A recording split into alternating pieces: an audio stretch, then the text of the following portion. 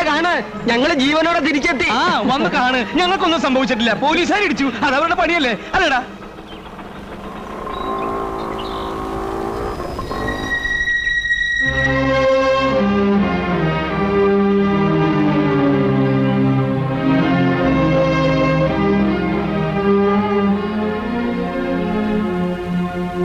എടിപിടിയെന്നായിരുന്നു എല്ലാം.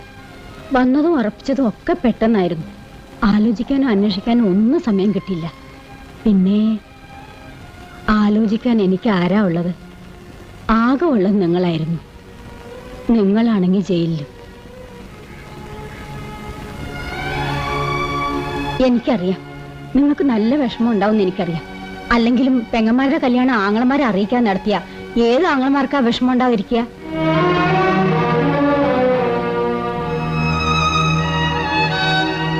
അതെ അതെ, ഞങ്ങളുടെ പെങ്ങന്മാർ